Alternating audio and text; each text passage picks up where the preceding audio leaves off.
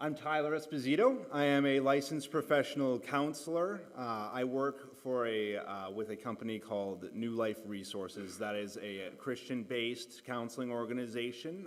We're stationed out kind of in Waukesha, Brookfield area. However, we're partnered with a number of churches by which provide space for us to do counseling in a number of different areas. One reason I'm here is because among many things that I work with, men who struggle quitting pornography is among the top of the list of things that I encounter. And I'm so grateful to be here. I have a long-standing relationship with Alliance churches. I've attended 3 in my, as you might guess, not super long life. And so it's a blessing to be here and meet you all as well. Oh, yes, technology that works. So, who's impacted? None of this stuff is going to be super shocking to you on this first slide, but just to kind of run it down. Whoops. No, yeah, run it down there. So, we see that, and you'll notice these are all statistical ranges. These are ranges because there's a whole number of studies. Many are saying different things here and there. So the average we're finding, 70 to 90% of men report using porn at some point in their life. Now note that is at some point. That does not say 70 to 90% of men are addicted, that have regular use. If you've viewed porn once in your life and was like, oh, no, never again, and actually managed to make that never again, you're in that statistic. So it is a very broad scope. However, as we go lower, that number becomes 84 to 94% for ages 18 to 49, and then 18 to 30 is 90% of men. And keep in mind, these are survey-based data. People are not always going to be honest during that, especially in such a shame-saturated topic such as this. Here, with Christian men up there, you see that 70 to 90% report use at some point in their lives. You'll notice that is not much different. In fact, it is not different at all from the general population. So with Christian men, we're seeing similar trends. And then 64% report monthly use. That is getting more into the zone of danger, you might say, not automatically qualifying for sexual addiction per se, but certainly more frequent. What you won't see up here, and maybe some of you have heard this, I certainly heard it a lot, is that 99.9% of men struggle with porn. It's not up here because it's a made-up statistic. As you can see, it's not completely unwarranted. You can argue it is close, but reason I bring that up is that there are some men who don't struggle as much as others, and that starts to genuinely question, am I less of a man because I'm not actively struggling with porn? And so if you're here today and that's you, statistically, it's probably not, but if you are here today and that's you, I'm here to tell you, you're not less of a man just because you do not struggle with this, but it is clearly pervasive. I'm not going to touch on this too much, but I do want to address it, and I so appreciate that already it's been acknowledged that men and women struggle, because 30 to 45% of global porn use is by women. It's a gap there between men and women, but that's a significant number. It's also a shrinking gap. For Christian women, you see that there's this particular magazine that surveyed its readers, very specific population they're looking at here. But they found that 34% of its readers acknowledged they've accessed internet porn, used that. Note the year. Maybe it's tiny up there. Whoa, I got really close. Right there, it's 2010. I'm like, whoa. It's 2010. That's 16 years ago at this point. So it was 36% there in that niche population. What you'll see below it is this 2024 Barna Group and Pure Desires Ministries that found 40% of Christian women report use at some level. Again, some level could be once a month, it could be once a week, it could be daily. So we don't have as much data. But the point here is this is not a male exclusive issue. And if we treat it as such, then we shut out women who are struggling. And this thrives under shame. So these events like this are great, and I already appreciate, again, the acknowledgement that there are women out there who struggle too. As hard of a conversation as it is for us men to have, I think the church's next mission in the pornography realm is women. So, in terms of who this affects, common question we might ask is, do I have a porn problem? A follow-up question might be, what is meant by pornography?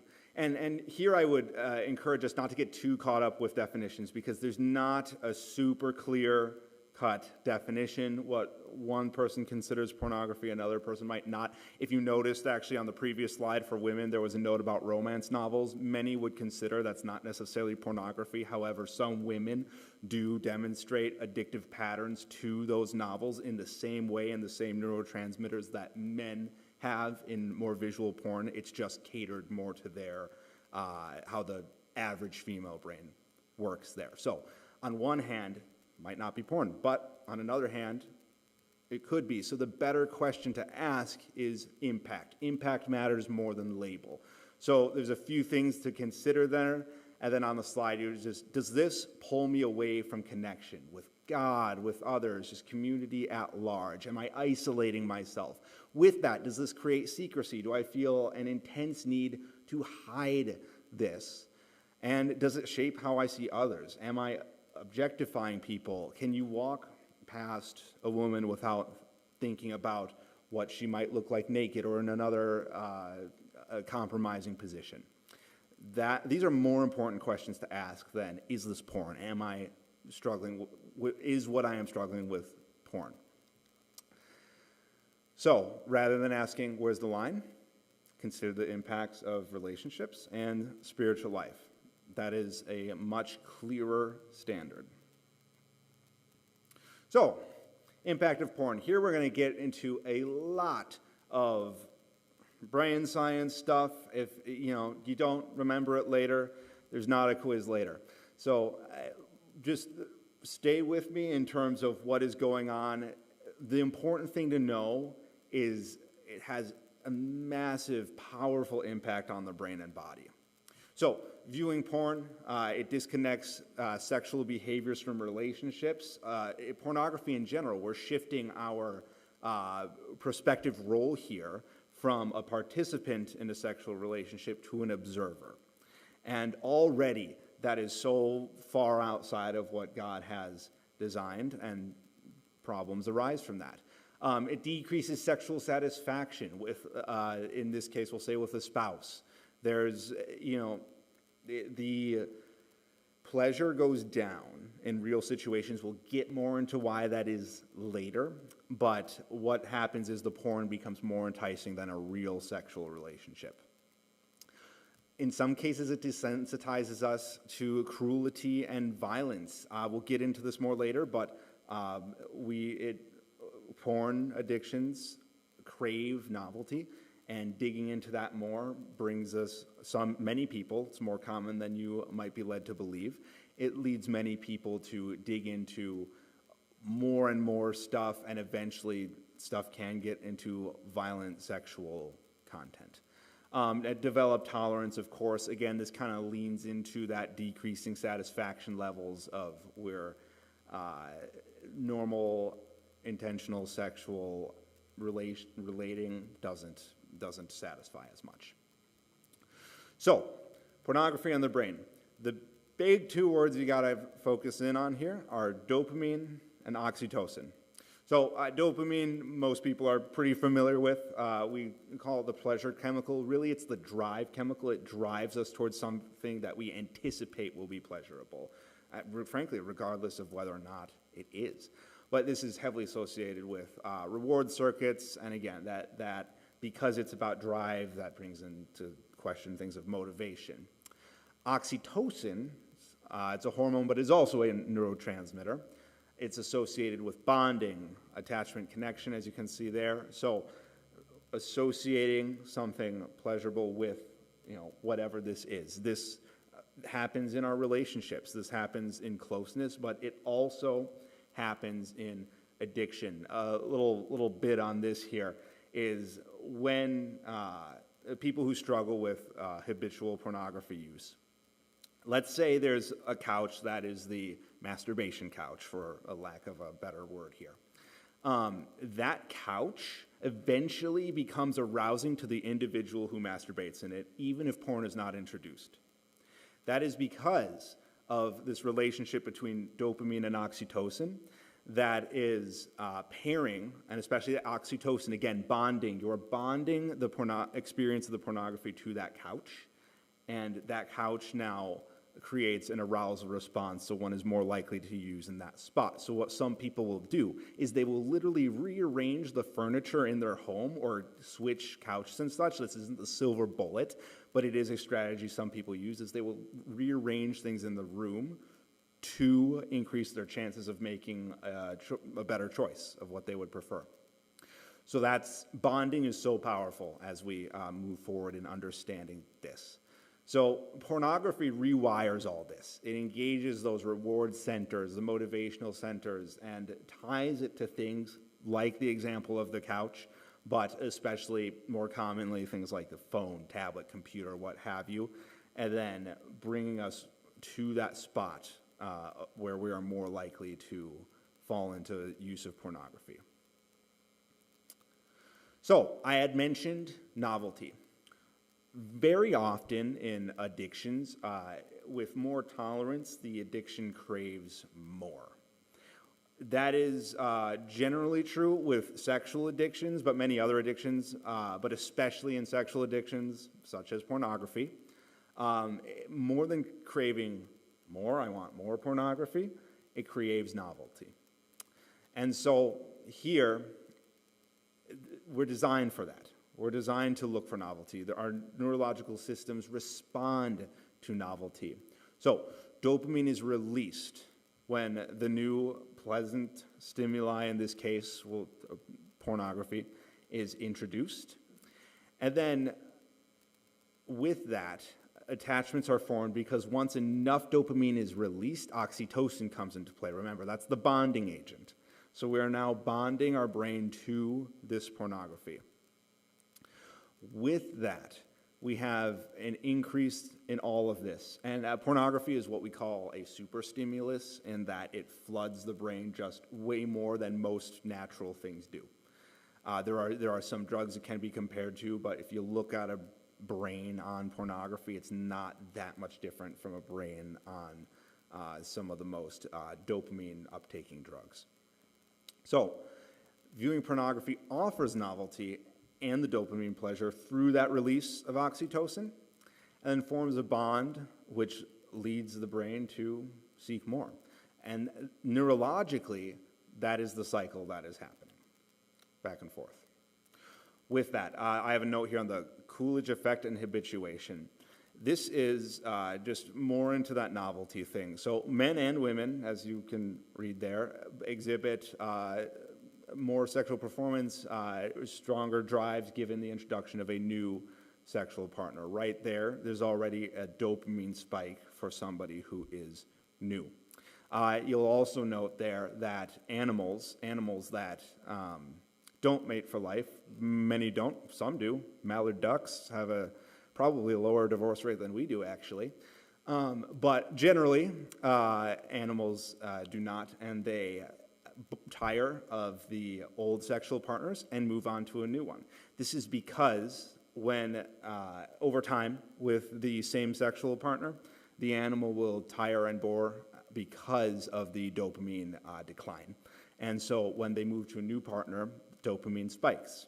Novelty is what inspires that decision. So the most primitive parts of us lean into that too.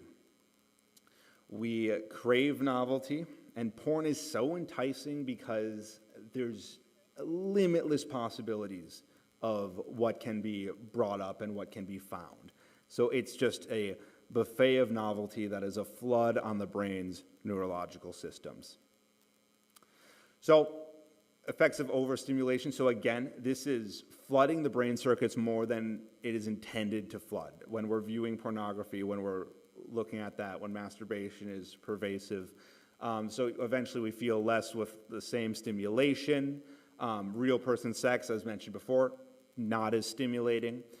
We seek more extreme hardcore and even violent porn. Again, back to that point on the violent porn, there are cases where people will go down to more violent content because of the craving of novelty.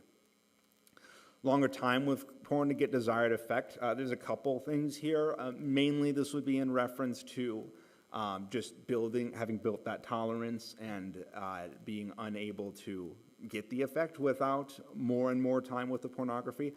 However, there is also a feature here, and it's worth noting that somebody who is truly addicted is going to bring themselves to the edge of reaching an orgasm, stopping, waiting, going again and again, and prolonging that time. What that's doing is it's flooding the dopamine systems. Again, remember, dopamine is more about drive and anticipation of pleasure.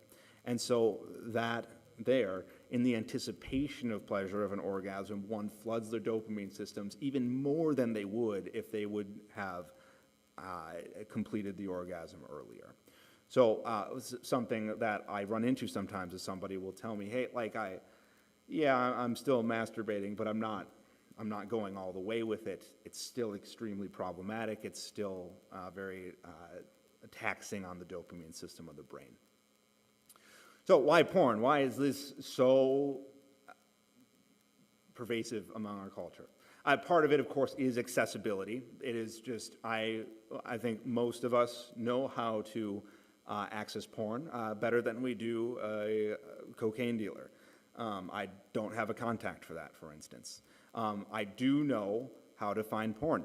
It is not that hard. Our friend, enemy, love it, hate it, that is, phones make it so easy, the internet makes it so easy. But more than that is we're designed as humans for intimate relationships and connection. And here by intimate, I'm not referring to romantic, I'm not referring to sex. If I'm going to say sex, I'm going to say sex. We're at a porn talk. I'm not mincing words.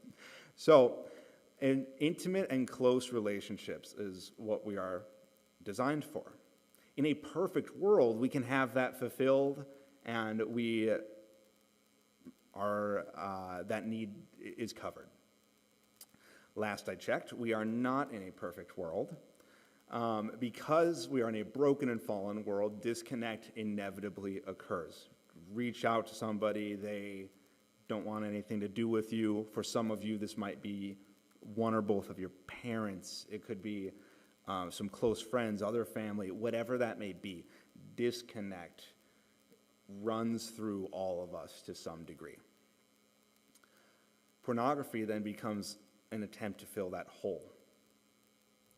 In trying to self-soothe, comfort ourselves, in attempts to feel significant or wanted, people will view pornography as an alternative to connection. This is common in any addiction, but again, with pornography's accessibility, that is going to happen far more often. Excuse me. Pornography is therefore not completely about sex, at least not primarily, but as one counselor I work with, a colleague of mine, likes to put it, as an intimacy disorder, because of our attempts to resolve issues within intimacy that we are having, the disconnects that we have with others. So, I'm going to move on to what we can do about it, finding freedom. What are there's some practical tips, but also just the bigger picture here. So, I talked about our need for connection and intimate relationships. This here in the back is our dilemma. On one hand, okay, I have the right hand. On one hand, we have a deep need and desire for love. Love and be loved, know and be known, connect. This is our need for closeness, our need for attachment, to feel like we belong over here. But this other need we have is to feel safe, to feel like I am secure, I am not going to get hurt. These two needs are constantly pulling at each other. There is constant tension here because we need to feel loved, but to be loved, we need to be fully known. And that means somebody knows all of your junk. That means somebody sees every little bit of, well, not every little bit of pornography you watched, hopefully, but, that they see you are struggling. So in the example of pornography here, how this tension looks is, okay, I need to be fully known and loved. But what if I put myself out there and I'm no longer safe? It is required for us to risk safety, to move to love and being fully known and fully loved. And in that love, in those deepest relationships, we can then have safety knowing this person is not going to judge me. They are not going to think less of me because of what I am going through. Because safety is saying, well, what if this? What if that? What if they, don't care about you? What if they see you different? What if you're ostracized? But if we risk that, vulnerability is the bridge. We can truly be known and truly be loved. This is the fundamental need we need to fill if we are to start a foundation of fighting pornography. I love that idea expressed in the video about killing the spider. For most people, this is the spider. There are nuances with, we all have different spiders, if you will. And that's why exploring it is still worth it and diving in deeper. By no means is this slideshow going to cure you, but you should let me know if it does so I can tell my boss. We have fundamental connection needs here, and when we're feeling disconnected, we've got some options to move to. If possible, and ideally, there is a safe other. There is somebody else we can connect to, confess with, just talk through what we need to talk through. They might not be available, in which case there are other options here.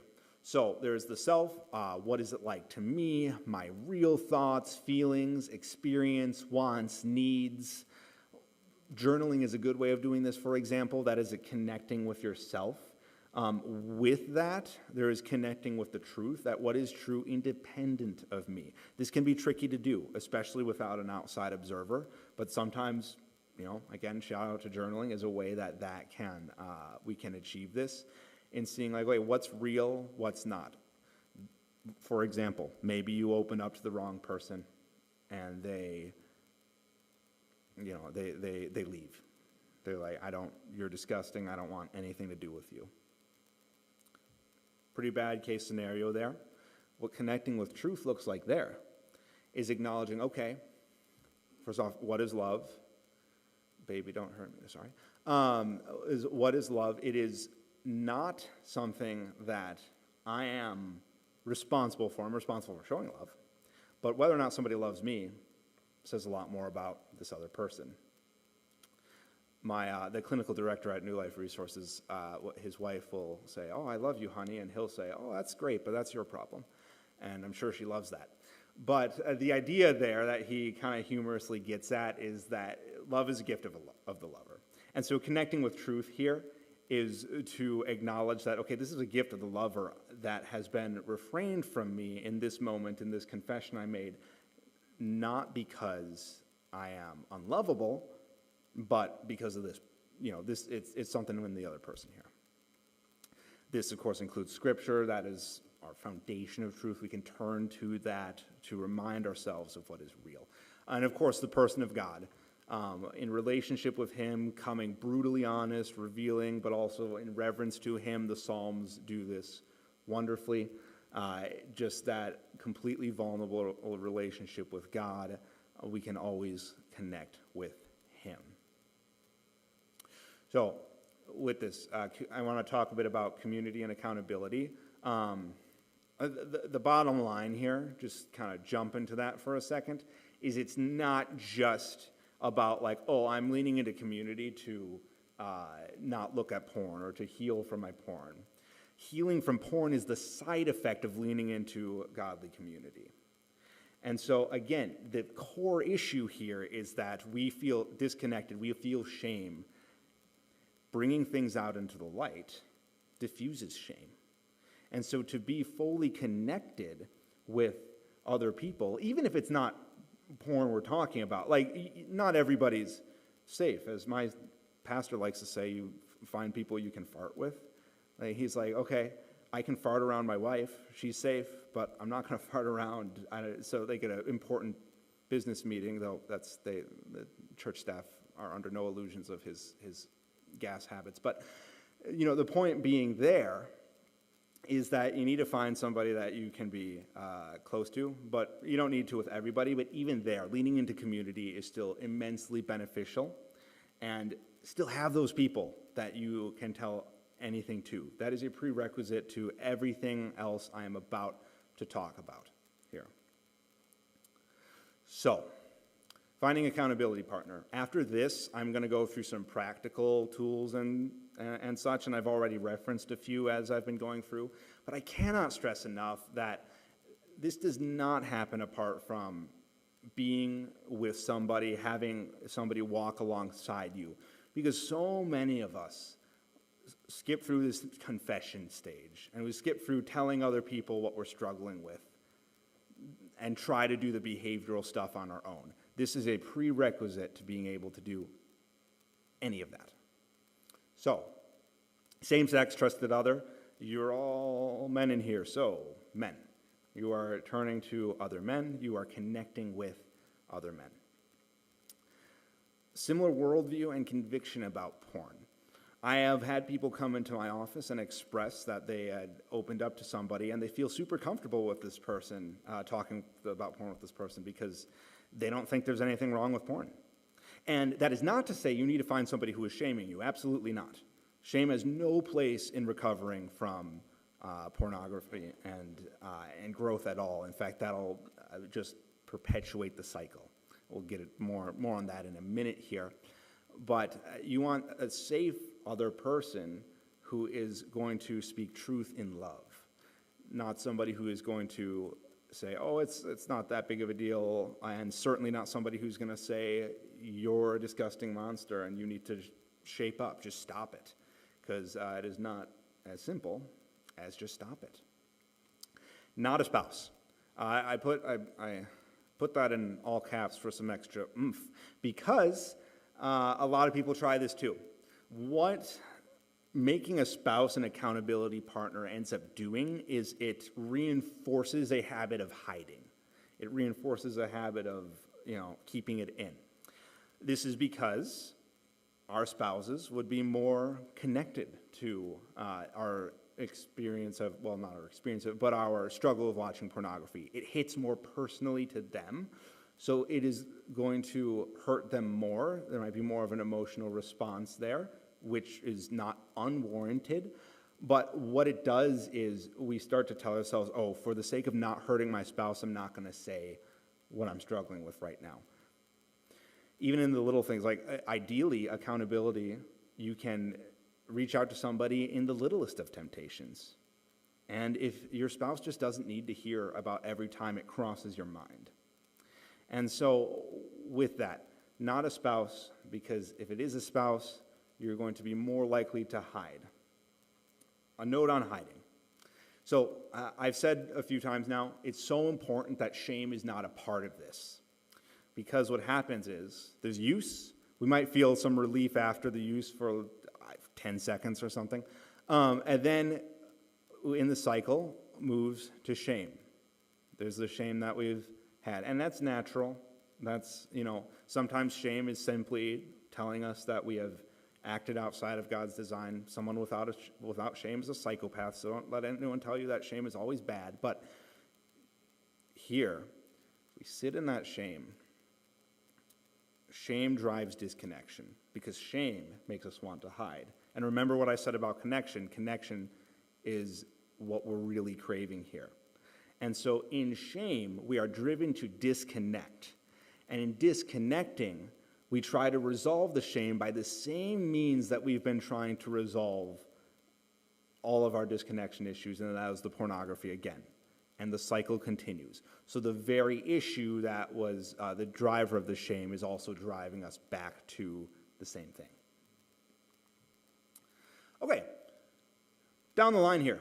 Here's a few practical things. Again, I cannot stress enough, these are not meant to be done on your own, but develop a healthy view of sex and sexuality. It sounds like this is a church that is already doing that, so that's great. And so just moving in that direction, leaning into that teaching of like, sex is good. God designed sex for good. Not sex is bad and it's acceptable in marriage, or sex is gross but it's okay, well, it's good in marriage. Sex is good and it is perverted outside of God's intent. With that, I do believe that God's intent for sex is within marriage, but it's that reframe of how we're wording it is leading with good. And so with sex and sexuality, that part of you is there for a reason, and that reason is still good. Additionally, we see this HALT thing, hungry, angry, lonely, tired. This is a common thing in a lot of addiction programs, but it's just that idea of stopping and saying, okay, in this case, I'm wanting to look at porn right now. Am I one of these things? Am I hungry? Eat something. Am I angry? Bring yourself down. Lonely, tired, any of these things, you address that issue first. Replacing porn with other habits. This goes along with just quitting, but I didn't want to say just stop looking at porn. So we want to replace it with other habits. I had referred to porn as a super stimulus before, so this one thing you could do, for example, let's say somebody struggles in the mornings, they're like, great, I'm going to do a morning walk. Awesome, that's the right direction. A morning walk is not going to compete with pornography. It's just how our brains work. So we need to have multiple things to replace it. Maybe I do a devotional, journal, morning walk, and then something else, whatever. But the point is here, we need to have multiple things that we are pursuing, not just, oh, I've replaced porn with this one thing. It needs to be more powerful and more aggressive than that. There's a note there that within 90 to 180 days, the brain's dopamine levels stabilize and external stimuli weaken. Don't lean too much into that. That's group data. Group data doesn't help much with individuals. I know a lot of people who wait the 180 days and like, it didn't work, and then they spiral. Like, that's just on average. What is attractive goes down in terms of pursuing pornography, but don't put too much into that. Again, openly shared with trusted others, we got into that. There are technology safeguards. I will say almost everybody who comes into my office wanting to work on pornography has tried these already, but a lot of times it's because they've tried them more or less on their own.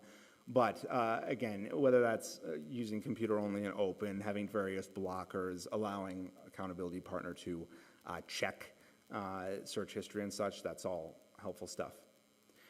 What I can't stress enough is it's not merely fleeing from temptation, but the relentless pursuit of better, the relentless pursuit of good.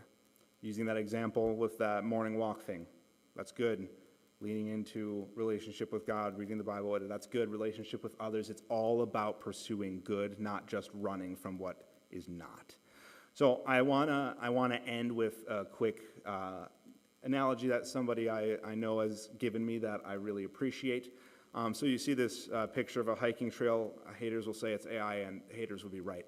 But the idea here is looking into our brains. We create neural pathways in our brains for habit formation. When you make one decision, your brain keeps going down that route. When you make another one, it attempts to go down another, even if it's more difficult. So imagine hiking in the woods for a second. So if we're down the path right here, let's say that's the habit of viewing pornography. It could be anything, but for the sake of discussion, it's pornography today. You're walking down that path. It's so easy. It's so easy by comparison to anything else. But what you ought to do, whether that's connecting, that might be, whether that's with yourself, whether that's with others, whether that's reading your Bible, you walk off trail.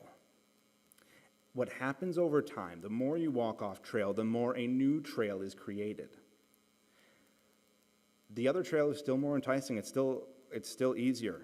The new trail that we're trying to make has sticks and poison ivy and other things. That's winter. I forgot how to hike until a month from now. But there's a lot of debris in the way, and we have to mat that down. But the more you walk that route and the less you walk the other route will become more clear, and eventually, while it doesn't per se go away, the old route becomes more overgrown.